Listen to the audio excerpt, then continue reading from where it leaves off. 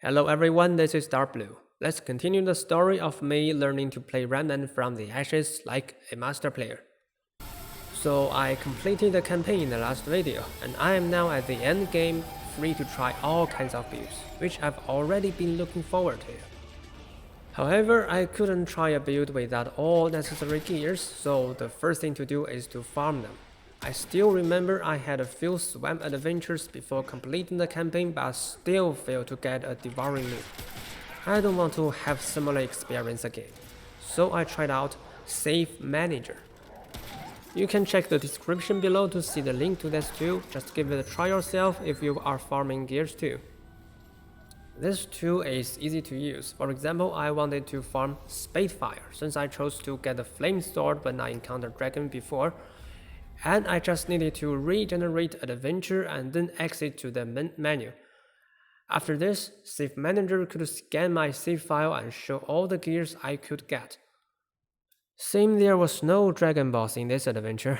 Bad luck, huh? But I discovered it without having to actually enter the world boss dungeon.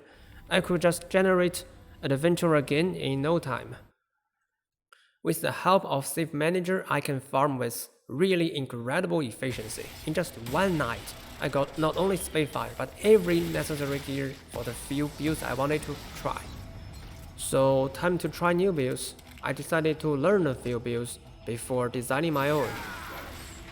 And let's begin with Radiant build first, which failed to work in the campaign, but this time I have Swarm and Devouring Loop. I just need to use the Hive Cannon to get damage bonus, release Swarm and keep firing. It can really melt the boss. And I wonder, how does this build work? I think the core is the Radiant set. I can stack critical chance and critical damage bonus with constant attack, and everything else just works around this fact, being it bonusing my basic critical chance like Gambler's Burden, or increasing the speed to stack the set bonus like Beam Rifle and Swarm. Hive Cannon and Devouring Loop are used to further bonus my damage. So I can see this whole build is designed based on Radiant set effect. Another build I learned was Labyrinth's Quill build. This build depends heavily on unstable quills, a weapon mod to deal damage. It seems a bit complicated to use, so I decided to understand its mechanics first.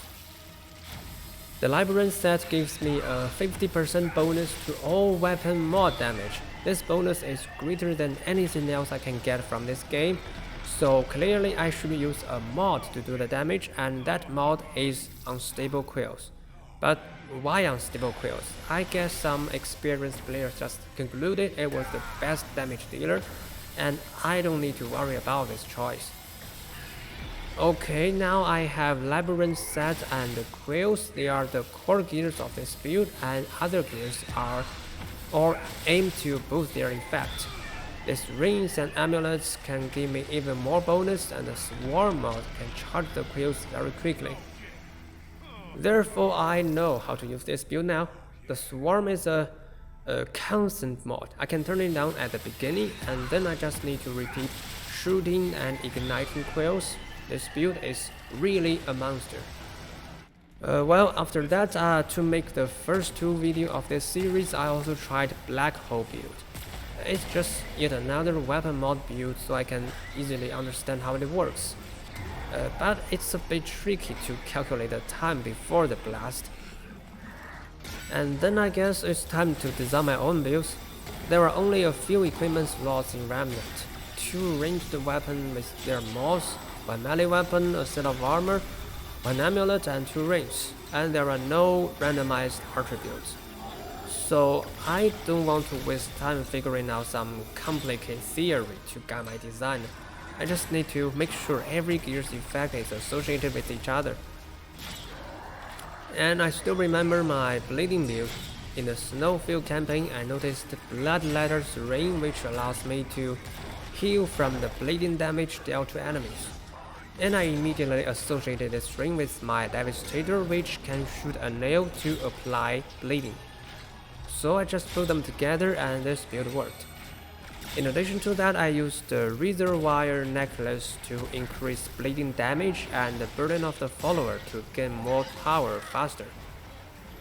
Well, during the campaign I used this build with Slayer set, but later I found the bleeding damage dealt by Devastator's mod could be bonused by Labyrinth set. So I changed to Labyrinth set, and I guess this counts as my first design build. Okay, it's not hard to design a build then. I just need to make sure every gear is associated with each other. But I came up with that bleeding build because I somehow got that inspiration, and now as I'm trying to design something from scratches, I have no idea where to start. I need some initial gears at the root or core of a build and then attach other gears to that core. But how can I get the core first? Well, since the builds I've learned before are mainly based on the armor set effect, critical build is based on Radiant set bonus and mob build is based on Labyrinth set bonus. Well, after all, armor sets usually have effects that are much more powerful than single amulet or ring, and the condition to trigger that effect can define the playstyle. So I decided to claim an armor set as initial gears as well. I've taken some time to list all armor set effects that are related to damage bonus, which I'll list here in this video. You can see there are huge gaps between different sets. The Radiant set and Labyrinth set have really enormous bonus compared with other armor sets. Now I want to design a build for mobbing. I have only one build for this purpose before, and that is Slayer one-shot build, and you know I'm already bored with it. But the bonus of Slayer set is 30% already, so I don't want to change to a set which has a lower bonus, such as Void set. And I know Radiant set and Osseous set require constant attacks, so they're for boss fights, not for mobbing. So Labyrinth set seems to be my only choice. And apparently my damage will mainly come from weapon mobs, so I have to use Burden of Followers, Spirit Stone, and Gunslinger's Charm. The only problem left is to choose weapons and mobs. Also, I remember there is a tree that says I can get weapon mod power faster when attacking an enemy with a status effect. So I need to look for some mods that can apply status effect and give me enough time to shoot that enemy before it dies. I'm currently going with Devastator and Spitfire. Devastator is the only weapon I've found so far that has good accuracy against distant enemy.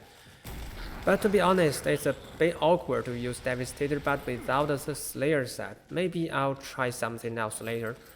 But this build works out fine for now. So this is the story of me trying some builds in endgame. I began with bleeding build for bossing and a mod build for mobbing. And when I run out of inspiration, I just pick one armor set and attach related gears to it. I'll be happy if the story can even be helpful when you are playing Remnant as well. And next, I want to experience higher difficulty and survival mode. Will I get more fun from them? Well, that's another story and it should be left for the next video. If you like my video and want to join me to enjoy the fun of playing games like a master player, remember to like and subscribe. Thanks for watching, see you around.